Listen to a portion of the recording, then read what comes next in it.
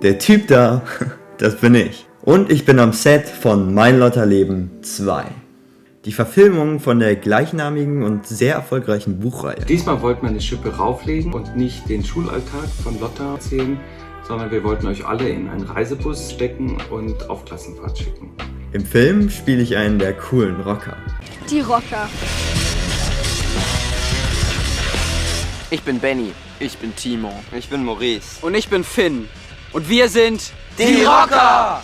Immer cool, Immer lässig. immer hart und immer over the top. Sehen aus wie 15, benehmen sich aber wie 8. Doch anders als die Buchcharaktere verstehen wir Darsteller uns seit dem ersten Teil richtig gut. Kara ist auch am Start. Und besonders nach der Corona-Zeit habe ich mich riesig drauf gefreut, sie alle wiederzusehen. Es war nicht abzusehen, dass wir das noch schaffen. Ja, ihr werdet einfach größer und älter. Aber wir hatten uns beim ersten Film eigentlich schon immer den zweiten gewünscht. Also haben wir die Geschichte wirklich nochmal neu aufgesetzt mit Bettina als Autorin und Martina als Regisseurin.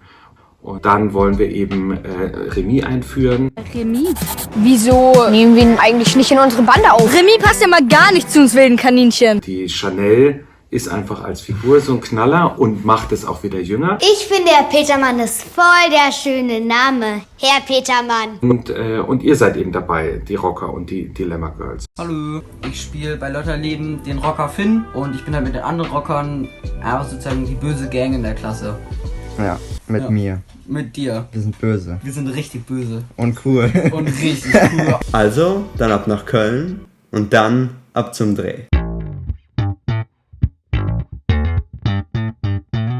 In Köln haben wir die meisten Innendrehs gemacht, da theoretisch das Innere der Jugendherberge in Köln steht und das Außengebäude auf Amrum. Deshalb hatte ich da auch so ein cooles Schlafanzug-Outfit an.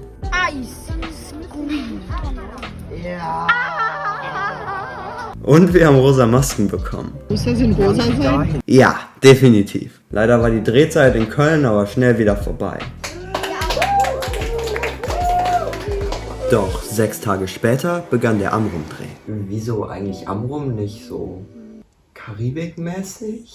Ach so, ja, uns war schon Sylt zu teuer. Also die Karibik ist uns gar nicht so ins Gedächtnis gekommen. Ja. Amrum deswegen, ist so vielfältig, sie hat einen Leuchtturm, sie hat eine tolle Küste, Dünenlandschaft, sogar einen Wald, was ungewöhnlich ist für eine Nordseeinsel, und eben das Wattenmeer. Und er hat das Essen vergessen. Und das waren genügend Motive, wo wir gesagt haben, da wollen wir auf der Insel drehen. Ist halt auch so eine Logistik, das versucht man halt im Vorfeld auf dem Papier so zu gestalten, kriegen wir das so hin und dann kommt die Realität und du musst alles mit der Fähre hier rüber schaffen. Wenn man in Köln dreht und dann, oh, jetzt ist was kaputt gegangen oder oh, jetzt fehlt uns irgendwie ein Akku oder sowas, ja, dann gehst du schnell zum Verleih und hast es ausgetauscht. Hier gibt's das alles nicht, ja, also auch wenn das Kostüm irgendwas bräuchte oder die Ausstattung, die hat das auch alles angekarrt. Auf Amrum haben wir nur Außendreh.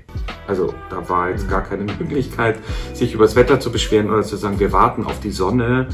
Aber das Schöne ist ja, Insellage, wenn es mal regnet, es hört auch bald wieder auf. Und für die letzten 2 Tage im Watt sieht es ja auch ganz okay aus. Und nach einer langen Anreise waren wir alle endlich wieder vereint. Hier haben wir außerhalb der Jugendherberge gedreht. Ich habe einfach nicht aufgepasst, wie die Warnung gesprochen wurde, Kinder und Tiere. Ist schwierig, ja. Und wir waren tatsächlich in der Vorbereitung auch ein wenig hin und her gerissen. Nehmen wir jetzt einen Alpaka oder einen Lama und wir wussten immer den Unterschied nicht. Und haben dann eben festgestellt, Alpakas gehen so gar nicht. Die sind menschenscheu, auch wenn es da Touren gibt. Also nicht so händelbar mit einem großen Team. Und die Tiertrainer haben uns ja dann A2 Lamas vorbeigebracht, weil die immer gern zu zweit sind. Und dann haben wir es tatsächlich auch auf 2 Lamas ausgeweitet. Also wir hatten eigentlich nur Ilse-Bilse als eine Figur oder ein Lama im Buch stehen. Also es macht wahnsinnig viel Spaß, auch das mit euch natürlich. Also weißt du, so da hat man ja dann einfach nochmal junge Talente. Und ich glaube, sowas ist auch ansteckend für jetzt Oliver Mommsen. Der hat ja die Zeit jetzt total genossen hier mit euch. Wenn du noch Fragen hast. Dann frage ich ganz bestimmt nicht dich. Dann noch im Watt. Und am Strand gedreht. Und auch wenn es nicht so aussieht, es war echt unglaublich kalt. Trotzdem hatte ich eine wundervolle Zeit mit allen. Also vielen Dank an jeden Einzelnen, der im Film involviert war. Und ich freue mich schon auf hoffentlich den nächsten Teil. Wieso sollten jetzt die Leute zu Hause ins Kino gehen oder sich die DVD dann holen? Die sollen ins Kino gehen. Die sollen natürlich weiterhin das auf der großen Leinwand und als Gemeinschaftserlebnis sich angucken. Was wir ja hier auch machen wollen, ist ja auch ein größeres Abenteuer als beim ersten Lotta-Film.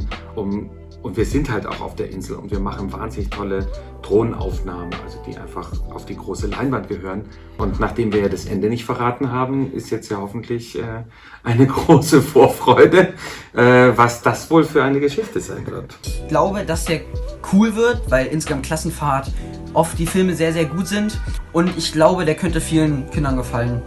Genau. Und ich bin auch drin. Also und er ist auch drin. Aber er Und ist er so viel auch. drin und ich bin so viel drin.